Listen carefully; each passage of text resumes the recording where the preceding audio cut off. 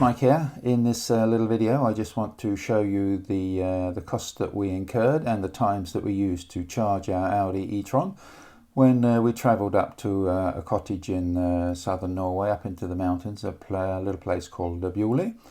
The trip up there was roughly just over 400 kilometres driving, and it was really cold, the weather. It was just around about -7 when we left Oslo, and it was sort of -16, 19, -20 up to -30 in some places up in the mountains. So this is the little short breakdown of the costs and the times. So hope you enjoy it. See you at the end of the video.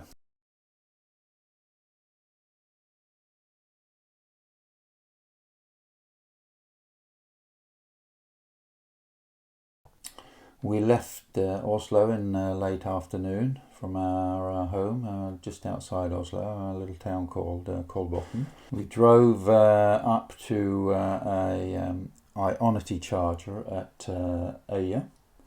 The charger there, unfortunately, there were only 4 chargers and 3 of them were in commission and 1 was down.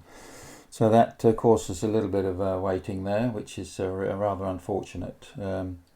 As you can see, if you look into my video about this trip, you'll see that Tesla has got 30 chargers, and if you had a Tesla you could have just driven there and started to charge straight away.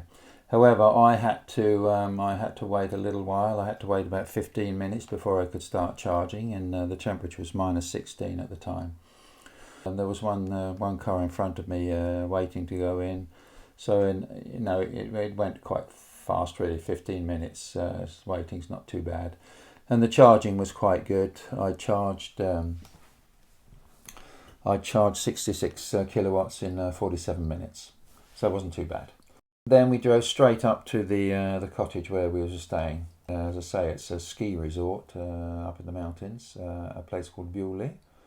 It was very cold up there. The car was standing outside the cottage, and I didn't have any access to any sort of electricity there. Starting every day, starting with a really cold battery.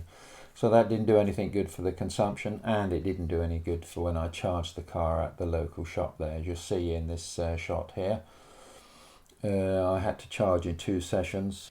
I had 10% when I arrived at the cottage, and I filled it up to 65%, and then the next day I charged it up to 74%. The following day it was still just as cold. We left the cottage, Bewley, and we had to drive about 50-60 kilometres down to a place called Dombås. Ionity, they had 4 chargers standing there.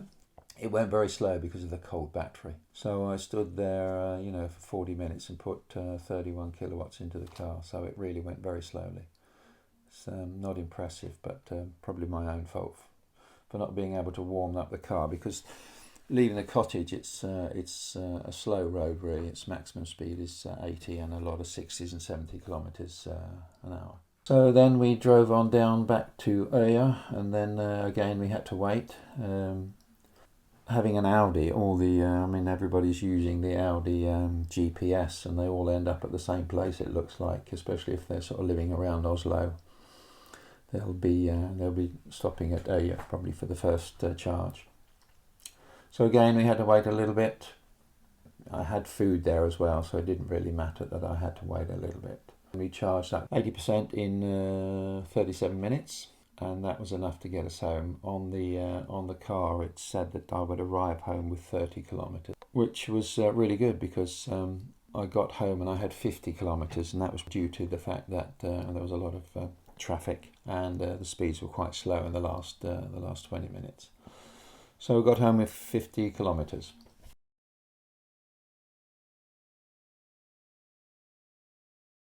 Now here is a breakdown of the costs. As you can see, I've put in all the charging kilowatts that I put in, and where I did it and what it cost me. 300 kilowatts at 667 kroner. To compare that with an electric car and an ICE car, I've compared it here. As you can see, the kilometres that I drove was 836. I put in 300 kilowatts, and the toll roads were 32 kroner, making it just under 700 kroner for the total trip, which is 0.84 of a kroner per kilometre.